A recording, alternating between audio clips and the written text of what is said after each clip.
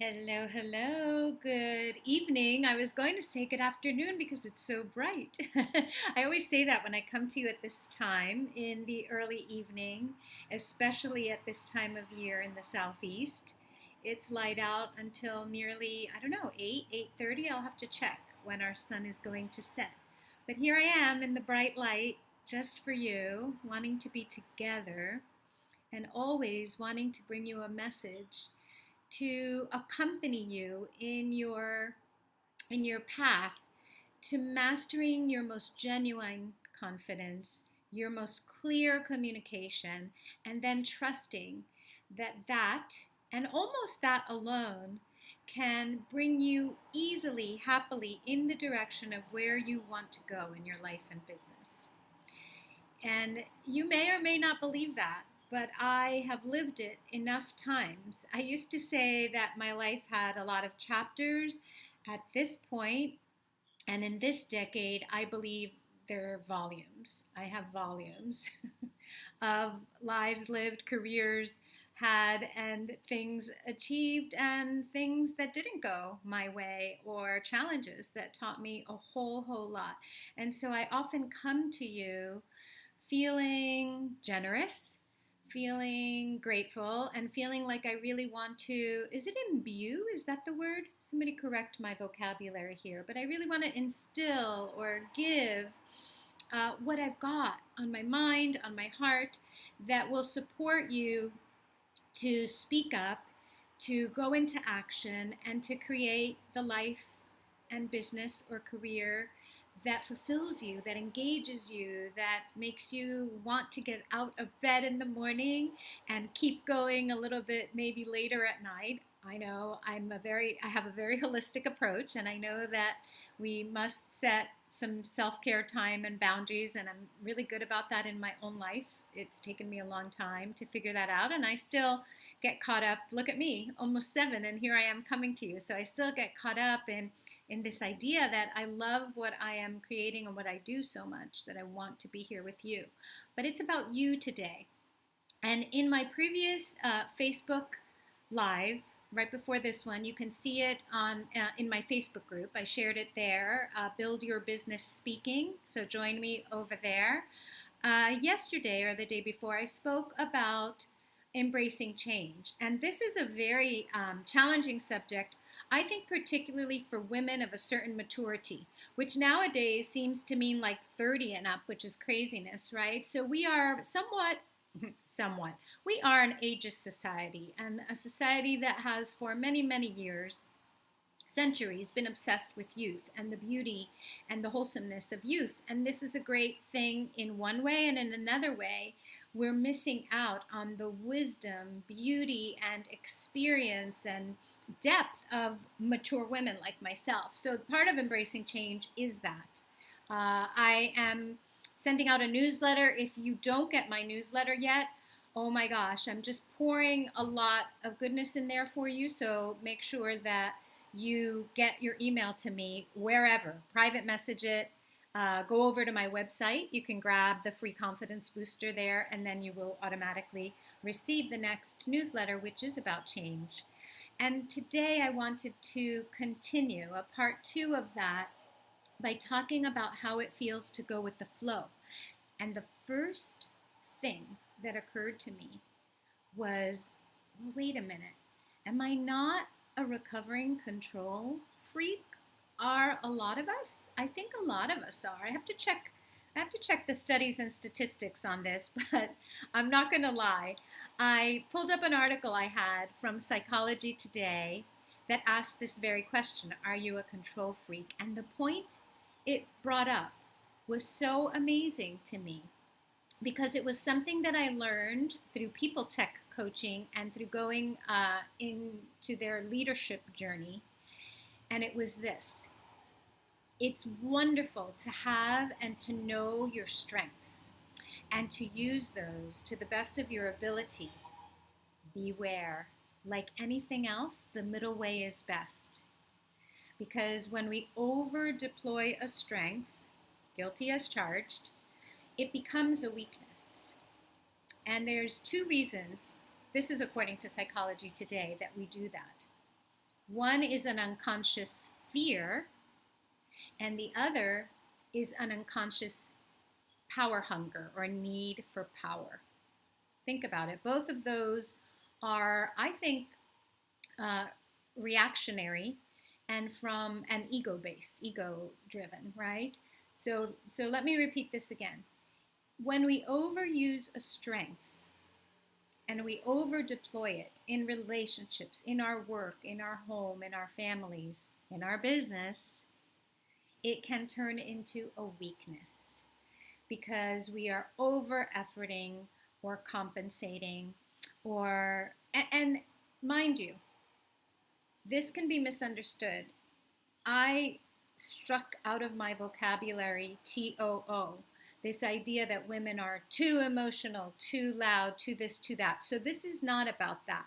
Over deploying a strength is not telling any of us that we're too much of any kind. It just means that we want to have a high level of self-awareness. And I could give you an example of this, but it feels very personal and very recent right now, so I'll probably tell you that story another time. But I'm so fired up about the work I get to do with my clients, about the things I'm creating. And I know that that kind of enthusiasm and energy sometimes carries over into a communication and a personal relationship that can come off the wrong way. So I'll leave it at that. That's one example I can think of, even though I'm being a little bit vague with you, and I'm not usually. So let's go back to the subject at hand. If we are controlling, right, it's either from fear or a need for power.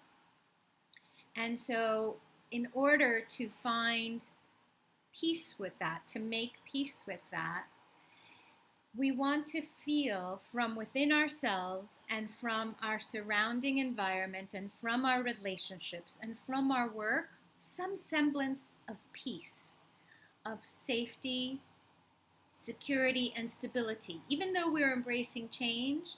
In other words, there's some things that are like maybe not consequential to anyone but you, but are your controllables. And it's okay, right, to have that kind of somewhat of a routine, rituals, things that surround you, objects you keep nearby that make you feel grounded, centered, and good. And it is also equally important to adjust, to adjust. One beautiful example I can think of, when the children were little, my mom built this beautiful Mediterranean home near St. Augustine in a little place called Palm Coast, Florida. And there was an empty lot on the corner directly across from her house, from a picture window. And there was this very thin palm that had become so bent in the wind that it was like a boat almost, like this big arch. I don't know if you've ever seen a palm tree like that, like near the ground and then arching up and bending. I will tell you this, no matter how severe a storm, that palm tree always survived. It always bent into a little bit of a different configuration. And I feel we get to be like this. That's what going with the flow can feel like and can look like, and that's how it can support you.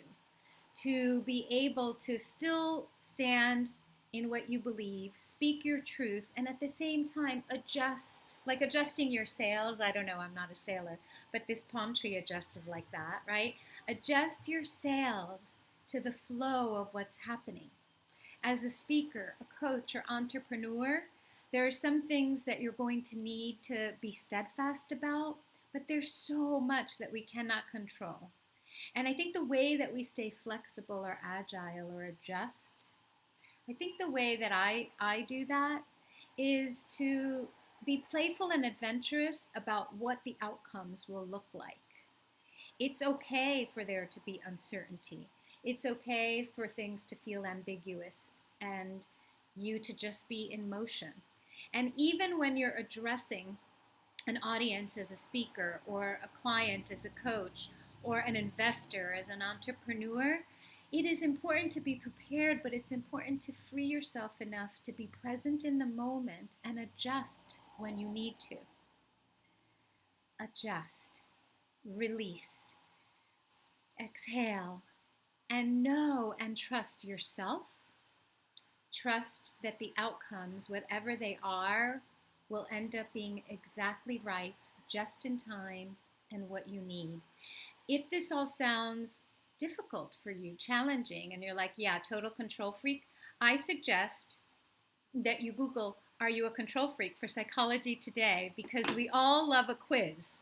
And although it says very clearly here that this is not scientifically based or psychologically accurate, it has these 10 questions where you can measure where you are on the spectrum of control freak. So I will tell you that I paused. I took this quiz. I love that kind of awareness, don't we all? And I answered each question thoughtfully and truthfully. And I was very happy to come up at a 23 out of 50, which is that I live and let live. Now, if you know me personally and well and my whole life, you might be like, oh, come on. Come on, Miss OCD, keep your house pristine. But the truth is, it's more of a feeling, more of an attitude. And it is also about letting some things go. I really, for my spectrum of control freak to live and let live, I really have learned to release outcomes, to let some things go. I'd love to hear in the comments, if you go to Psychology Today, "Are you a control freak?" where you fall. If you have questions about how to go with the flow a little bit more, or if you'd just like to talk and or receive the newsletter, remember to look up the Facebook group at Build Your Business Speaking, and to drop your email at my website, mccoaching.life. I will see you guys very soon. I hope you have a marvelous evening. I'm going to go enjoy the sunset and get myself a light dinner ready and enjoy some family that's visiting. I hope you have a wonderful evening. Make it a marvelous one for yourself, and I'll see you guys very soon.